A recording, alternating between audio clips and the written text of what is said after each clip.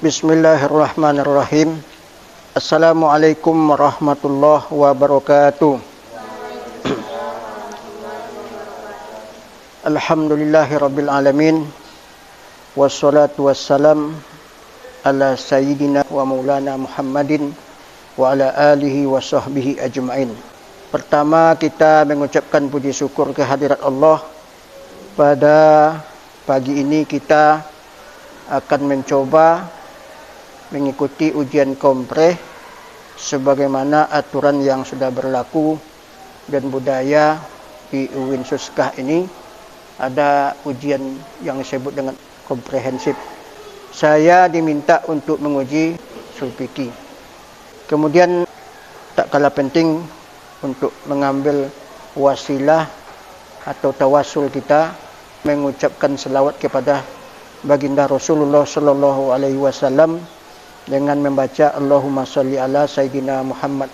Baiklah, kita coba pagi ini mengikuti apa yang saya arahkan pada anda. Nanti coba anda jawab. Usul fikih dulu sama siapa? Sudah belajar sama bapak belum? Dulu usul fikih dengan siapa? Dosennya enggak tahu. Ini penilaian bagi bapak ni. Orang enggak tahu dengan gurunya, bagaimana tahu dengan usul fikihnya? Wan Ahmad, Malaysia. Jadi usul fikih ini merupakan mata kuliah inti di Fakultas Syariah. Jadi kalau enggak matang, bagaimana anda mau mendudukkan hukum? Jadi kalau skripsi mahasiswa itu nampak bagi saya analisis hukum teori usul fikihnya, itu menjadi nilai plus bagi saya. Tapi kalau enggak ada, nilainya barangkali standar aja.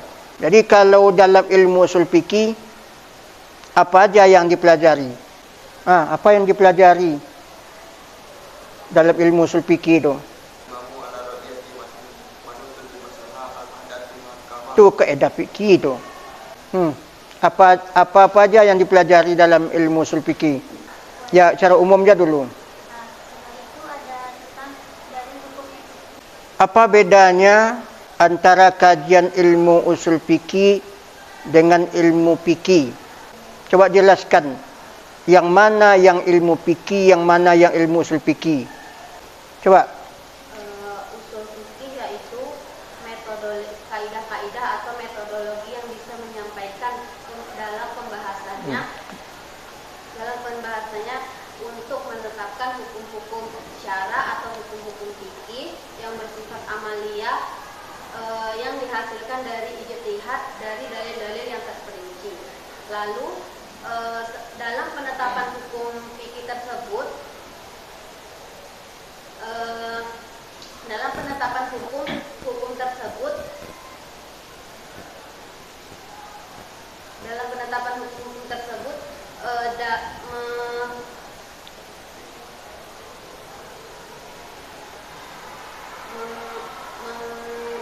mengartikan ayat-ayat ataupun dari hadis Nabi, redaksinya dianalisa yang berhubungan dengan hukum tersebut dan hukumnya diputuskan.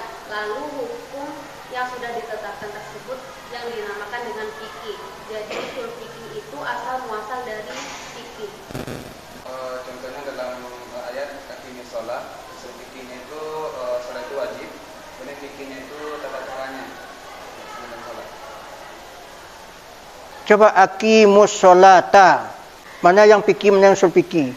Berdasarkan ayat ini. Kalau aqimus sholat, sholatlah kamu, jadi usul fikihnya itu perintahnya sholatlah dan fikihnya itu wajib. Coba. Mana yang usul fikih, mana yang fikih? Kalau usul fikihnya itu hukumnya itu wajib, Pak. Kemudian fikihnya itu bagaimana tata cara pelaksananya. Aqimus sholah itu dalil. Aqimu fi'il amar. Setiap fi'il amar itu mengandung makna wajib. Maka diputuskanlah solat itu hukumnya wajib. Maka hukum wajib solat itu fikih. Kalau menyebutnya sebagai metode penetapan hukumnya wajib berdasarkan fi'il amar, itu usul fikih. Jadi usul fikih itu penyebutan bahawa kata hakim itu perintah yang mengandung hukumnya wajib berdasarkan pemahaman yang disebut dengan fikih itu. Berdasarkan pemahaman bahwa setiap perintah itu hukumnya wajib. Nah, itu namanya usul fikih. Hukum wajib itu fikih. Tata cara pelaksanaan itu nazariyah fikih. Ya, tapi bahagian dari fikih. Nah, ini ada lagi dawabit usul, dawabit fikih. Nanti saya tanya enggak tahu payah juga nih. Dawabit usul, dawabit fikih, nazariyah usul, nazariyah fikih. Siapa bisa menjelaskan? Mana dawabit fikih, dawabit usul? Standar fikih apa, standar usul apa? Nah, yang belajar sama Bapak bisa. Mana dawabit fikih, mana dawabit usul? Standar fikih, standar usul. Mendeteksi mana yang mengandung di situ kata perintah. Mana substansi yang diperintahkan. Kalau nazariyah fikih, siapa bisa? Nazariyah fikih mana? Sudah Bapak jelaskan di lokal kemarin. Nazariyah fikih itu menindaklanjuti kerangka pelaksanaan solat. Dibikin nama, dibikin rukun dengan syarat. Dibikin yang membatalkan. Itu nazariyah fikih namanya. Kalau nazariyah usul, itu analisis terhadap ayat-ayat berdasarkan kaedah ilmu usul fikih. Fi'il amar untuk wajib. Nahi untuk haram. Sekarang hukum lagi. Jadi usul fikih itu ada 4 kerangka. Pertama kajiannya hukum. Yang kedua sumber hukum. Ketiga metode penetapan hukum. Yang keempat baru ijtihad. Ada yang mendahulukan sumber hukum baru hukum. Ada yang mendahulukan sumber hukum dulu baru belajar hukum. Berapa hukum? Hukum syarak itu. Berapa pembagian hukum? 2, Pak. Hukum taklifi dan hukum wadoi. Yang hukum taklifi mana? Hukum taklifi yang hukum wajib, sunnah, makruh, mubah dan haram. Hukum wadoi yaitu hukum yang berkaitan dengan sebab, syarat dan penghalang. Hukum taklifi sama? Hukum taklifi seperti mengimam, kata wajib, mubah, sunnah, haram, dan makruh. Kalau hukum wadoi itu seperti syarat, sebab dan banyak ketentuan. Ada yang menyamakan hukum fikih dengan hukum syarak. Ada yang membedakan. Kalau yang membedakan segala aturan-aturan yang ada dalam Al-Quran itu, zina tak boleh, solat wajib, puasa wajib, itu disebut dengan hukum syarak. Ketentuan-ketentuan yang harus dilakukan itu. Tapi kalau hukum fikih mendudukkan puasa itu wajib, itu disebut dengan hukum fikih. Mengatakan solat itu wajib, itu disebut hukum fikih. Tapi solat itu perintah, puasa itu perintah, zakat itu perintah, ini menyebutnya sebagai hukum syarak. Jadi proyek Allah itu.